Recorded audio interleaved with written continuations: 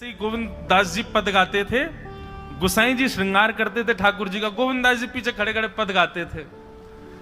तो जैसे ही गुसाई जी श्रृंगार करते करते थोड़ा श्रृंगार लेने के लिए नेक दूर जाते, ठाकुर जी ऐसे खड़े खड़े नीचे से एक मोती उठाते, मोती उठा के ये मारते टक के गोविंद दास के सिर पे।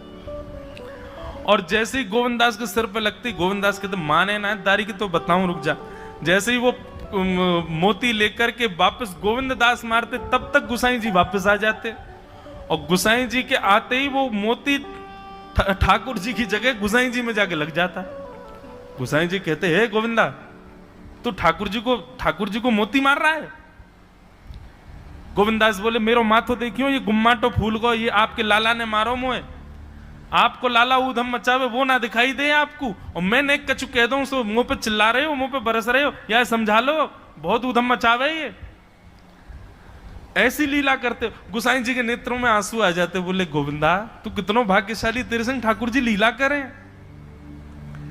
गोविंद दास के साथ ऐसी ऐसी लीला करते महाराज। तो दोपहर के समय जैसे मंदिर बंद होते, ठाकुर जी महाराज फेंटा कस के आ जाते, ए गोविंदा चल खेलवे चल रहे हैं। ठाकुर जी गोविंद दास के संग खेलने जाते। एक दिन ठाकुर जी बोले गोविंदा तू घोड़ा बन जा, मैं तेरे ऊपर बैठ के डोलूंगो। गोविंद दास जी घोड़ा बन गए। घोड़ा बन के ठाकुर जी ऊपर बैठ गए, और गोविंद दास की दो पौनी बना दी ऐसी, और दो पौनी इनको ही ऐसे पकड़ पकड़ के ठाकुर जी चला रहे हैं। और ठाकुर जी तो खेले भैया, कछु भी कर सकें। गोविंद दास के ऊपर बैठ गए और उसको चलाने लगे। अब चलते चलते गोविंद दास रुक गए, तो ठाकुर जी बोले ए गोविंदा चल, ए मेरे घोड़ा चल। गोविंद दास जी बोले जय जय जय जय, नेक उतर जाओ। ठाकुर जी बोले काय को?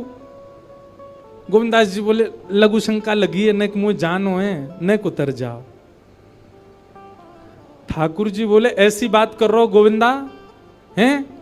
कोई घुड़सवार घोड़ा पे बैठ के घूमे और घोड़ा को लघु शंका आवे तो वो का यूं के ओ भैया नेक उतर जा, मैं लघु शंका करके आऊं, फिर बैठियो मेरे ऊपर।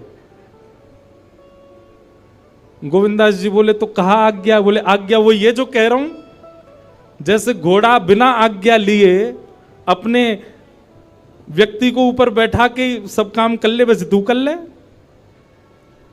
तो गोविंद दास जी ऐसे घोड़ा बन करके चल रहे हैं, ठाकुर जी ऊपर बैठे हैं और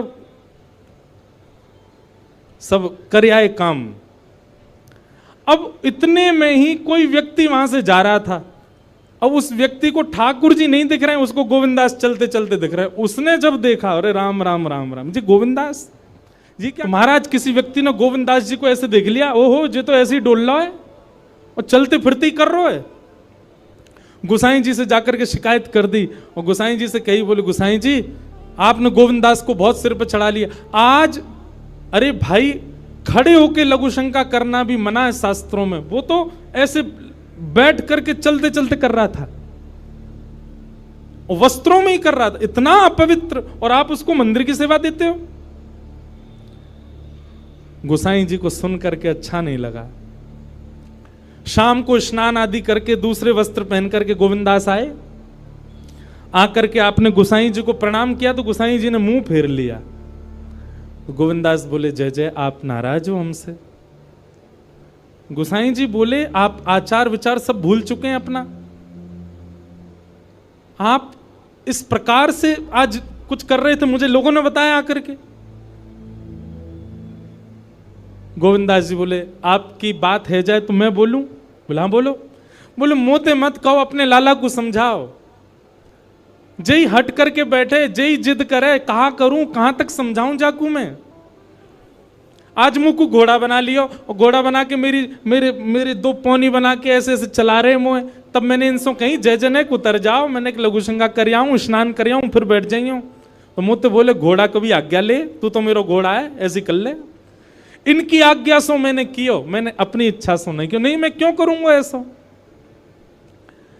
गोविंद दास जी की बात सुनकर के गुसाई विठलनाथ जी इतने भावुक हो गए, इतने भावुक हो गए। उस दिन गुसाई जी ने नियम बना दिया, सबको बोल दिया, बोले